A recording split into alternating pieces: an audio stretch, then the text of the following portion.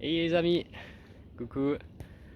Et voilà, encore une petite vidéo bonus, hein. J'avais parlé dans la dernière que j'en ferais peut-être plus ici, mais c'était un peu triste parce qu'il faisait tout gris. Alors j'ai encore une occasion là d'aller ramer et vu qu'il fait beau, je voulais vous laisser avec ces belles couleurs du lagon. Et puis je voulais un peu parler j'avais sur ma petite liste un sujet que j'avais pas encore vraiment développé, mais je voulais vous parler un peu de l'égoïsme et de l'orgueil. Alors, ça tombe bien, j'étais ramé pour moi, mais voilà, je voulais vous partager au moins ces images. Alors c'est pas juste pour me donner bonne conscience, mais c'est vrai que je me disais cet égoïsme et cet orgueil qui va de pair finalement, c'est un peu le premier péché de l'homme. Et puis c'est la corde sensible, c'est là-dessus que le diable il a toujours joué et il joue encore quoi. Il va tout faire pour essayer de nous divertir, nous dire qu'on peut se débrouiller tout seul, nous dire on a droit à ça, on a droit à ça, on est grand et puis qu'on peut vivre sans Dieu et que et en fait on voit où ça nous a mené quoi, où ça a mené beaucoup de gens d'empires avant nous quoi. Il y a eu tellement de choses dans l'histoire, bah justement des empires qui ont duré plus ou moins longtemps, mais qui ont tous fini par capoter.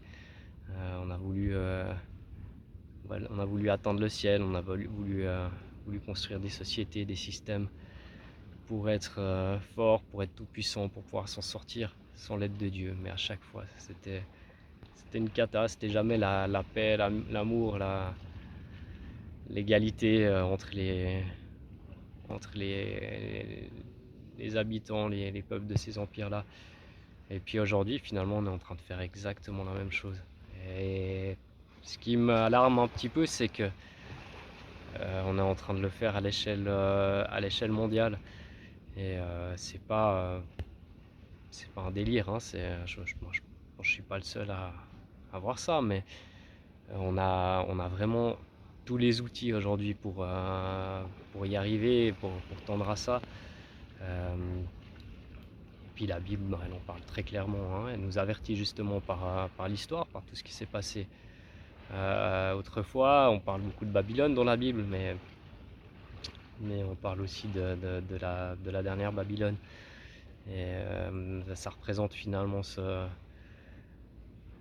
Babylone, ça représente une société sans Dieu qui veut, euh, qui veut être forte, qui veut atteindre le ciel, qui veut s'en sortir sans lui et qui se prostitue finalement à tout et n'importe quoi pour pouvoir parvenir à ses moyens. Et bah, c'est pas beau à voir quoi. Alors voilà, moi j'ai un petit peu ce petit, cette petite alarme qui me dit mais waouh, tout ce qui se passe là avec le numérique, ouais, l'identité numérique, la technologie, l'IA et tout qui avance à grands pas là, même en rien qu'une année, mais c'est devenu complètement dingue. Je me suis fait berner par la musique. Il y a des morceaux, il y a des groupes qui se montent en fait qui sont uniquement IA. Il y a quasi aucune patte artistique ou créative au départ quoi. C'est pas simplement des loops ou de l'autotune ou du synthétiseur. C'est vraiment fait de A à Z par l'IA comme d'ailleurs pour les images ou plein d'autres choses. Et puis voilà, c'est nouveau pas pour faire le vieux chiant et puis dire ah mais tout est mal, mais je pense on peut utiliser ces outils comme bien d'autres outils qui nous ont été donnés par le passé, qu'on a réussi à mettre en place grâce à l'intelligence que Dieu nous a donnée, mais utilisons-les à bon escient, pas pas pour vivre sans lui, pas pour être indépendant, pas pour être égoïste, pas pour être orgueilleux. Et ouais, essayons de nous connecter à lui d'abord pour être être l'homme augmenté avec lui.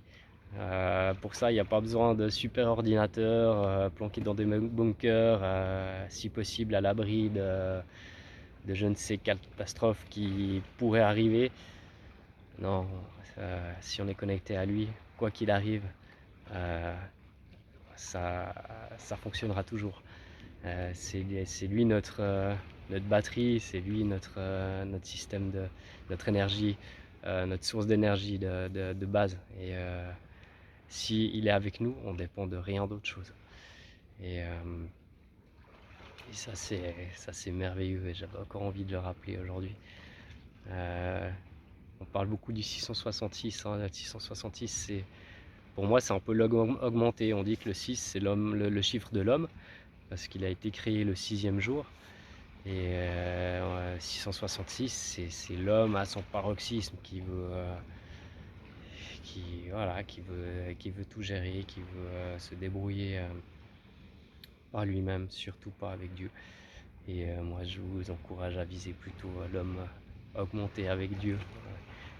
Viser Dieu tout court, hein, viser une relation saine, sincère avec lui parce que c'est notre créateur et nous on est ses créatures. Comme tout ce qui est autour de moi, c'est sa création et c'est tellement beau là.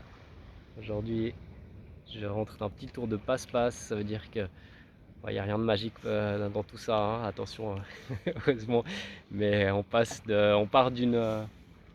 sort par une passe et on rentre par l'autre. C'est ce que font la plupart des locaux ici quand ils vont se balader.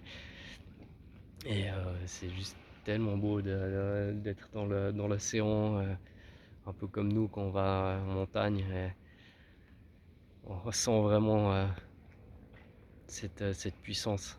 Et c'est pas juste des énergies, c'est pas juste des signes, c'est la création du Seigneur. C'est pour ça qu'en fait on est sensible et ça nous fait du bien quand on va se balader en forêt, quand on va dans ces endroits-là. Ben, de nouveau, je parle de la montagne, j'aime bien la montagne. Et qu'à quelque part, il nous parle, moi, il me parle quand je vais ramer, quand je vais courir, quand je vais me balader. Il y en a le Seigneur leur parle aussi quand ils dorment, hein, quand ils sont couchés et tout, mais il nous parle intimement et on n'a pas besoin d'autre chose à quelque part pour être augmenté. Alors voilà, c'était encore une petite pensée du jour que je voulais vous laisser. Et puis vous laisser aussi avec cette belle ambiance.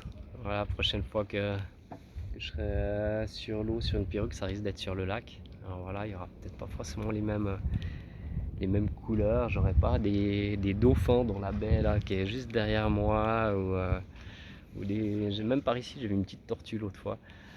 Mais bon, c'est juste magnifique le lac, surtout le haut lac, hein. Je fais un peu mon show, hein, mais avec ces belles montagnes derrière et tout. Et voilà, bah, je me réjouis de voir les amis en Suisse. Et puis, je sais pas si j'aurai l'occasion de revoir les amis ici en Polynésie, sur Terre en tout cas, j'en sais rien. Peut-être que le Seigneur il nous laissera encore le temps. Et peut-être pas, je sais pas, je me pose des questions. Est-ce que pour voyager d'ici une année ou deux, il faudra déjà avoir cette marque dont parle la Bible ou pas? Ou est-ce que le Seigneur sera revenu nous chercher avant?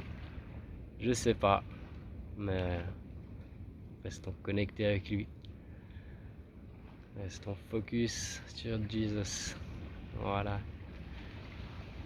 À bientôt les amis. Nana.